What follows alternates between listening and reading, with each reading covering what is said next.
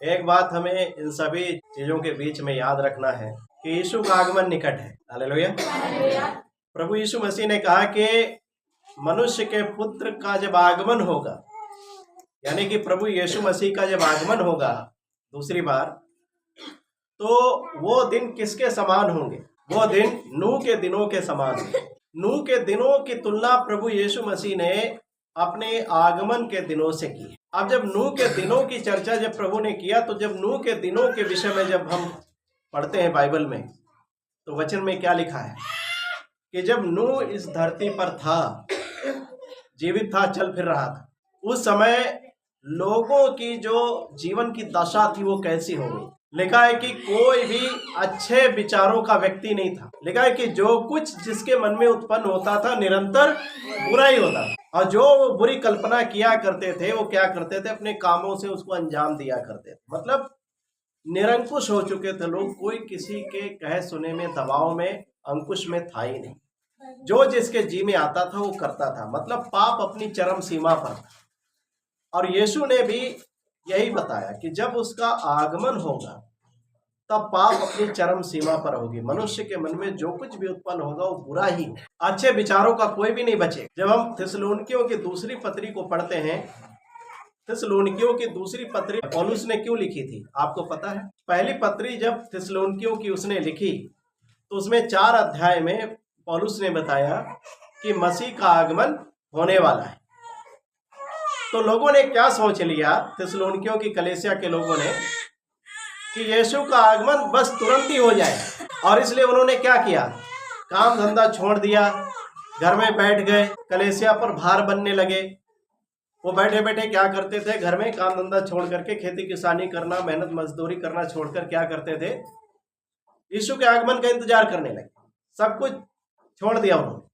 बोले अब प्रभु के साथ जाना ही है तो फिर काम धंधा करके क्या फायदा। तो जब इसकी खबर पौलुस को मिली तब पौलुस ने दूसरी पत्री लिखी उनको ये समझाने के लिए कि यीशु कब आएगा। वो आएगा तो जरूर, लेकिन कब आएगा? जब धर्म का पूरी रीति से त्याग हो जाए, जब पाप अपनी चरम सीमा पर पहुंच जाएगा और एक विनाश का पुत्र खड़ा होगा, जो एक झूठा भविष्यवक्ता होगा, उसके संग एक झूठी सामर्थ होगी, जो बड़े बड़े आश्चर्य कर्म दिखाएगा, लोगों को भ्रमित करेगा, अधिकतर लोग उसके पीछे हो लेंगे, और वो क्या करेगा, परमेश्वर से दूर ले जाने वाली बातें करेगा। वो सब लोगों से अपने आप को महान और बड़ा बताएगा, परमेश्वर से भी बड़ा अपने आप को ठहराएगा। तो जब ऐसा होगा तब मनुष्य का पुत्र मतलब यीशु मसीह क्या होगा, आएगा, और तब कलीसिया का उठाया जाना होगा।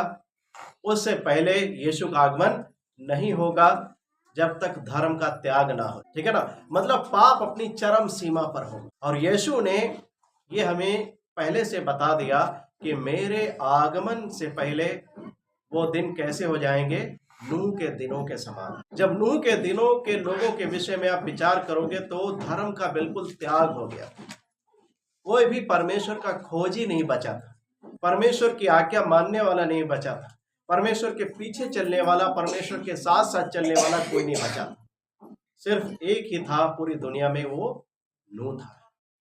हालेलुया। उसी प्रकार से इन अंतिम दिनों में होगा, यीशु का जब आगमन होने वाला होगा, धर्म का त्याग हो जाएगा, और उस समय जो नूह के समान धर्मी बचे रहेंगे, पाप और बुराई से अपने आप को अलग रखेंगे, जो परमेश्वर का भय मानेंगे, उसकी बात को मानेंगे, उसके साथ साथ चलेंगे, वही लोग यीशु के साथ उठाए जाएंगे। Hallelujah, hallelujah. और प्रभु यीशु मसीह ने क्या कहा कि उस समय लोग घर मकान बना रहे होंगे, शादी विवाह कर रहे होंगे, लेकिन नूह जब तक जहाज में नहीं चढ़ा, जल प्रलय नहीं आया, लेकिन जैसे वो जहाज के अंदर गया, जल प्रलय आकर सबको बहा ले गया और किसी को कुछ भी मालूम नहीं पड़ा। वैसे ही यीशु का आगमन होगा, जब हम कह रहे होंगे कि सब कुछ अच्छा है, सब कुछ बढ़िया है, शांति है, चैन है, आराम है, किसी बात की कोई टेंशन नहीं है। लिखा है कि एकाएक विनाश उन पर आ पड़ेगा, सारी धरती के रहने वालों पर, और इससे कोई भी प्राणी नहीं बचेगा। बचेगा कौन? प्रकाशित वाक्य की किताब जब आप पढ़ते हो, वहां पर लिखा है कि प्रभु कहता है कि मैं तुझे पृथ्वी पर जो आने वाली विपत्तियां हैं उनसे बचा रखूंगा, क्योंकि तूने मेरे धीरज के वचन को थामा है। हालेलुया। तो जिन लोगों ने परमेश्वर के धीरज के वचन को थाम रखा है, वचन के अनुसार चल रहे हैं, उसकी आज्ञाओं के अनुसार चल रहे, अपने आप को परमेश्वर के अधीन कर दिया, उसकी आज्ञाओं के अधीन कर दिया, पाप और बुराई कितनी भी आ गई हो दुनिया में, धर्म का कितना भी त्याग हो चुका हो, लेकिन जो भाई बहन, जो व्यक्ति प्रभु की धार्मिकता को थामे रहेंगे, उसके वचन को थामे रहेंगे, उसकी आज्ञाओं में बने रहेंगे, प्रभु इस धरती पर आने वाली विपत्तियों से उन्हें बचाएगा और क्या करेगा, अपने तैयार किए गए उस राज्य में लेकर जाएगा। Hallelujah, hallelujah.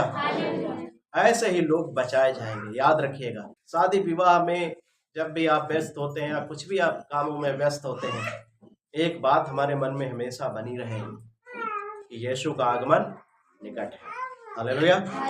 और उसके साथ जाने के लिए हर क्षण, हर पल, हर समय अपने आप को तैयार करो और उसके साथ जाने की भरपूर तैयारी में लगे रहो, किसी बात की कोई कोर कसर बाकी ना रह जाए।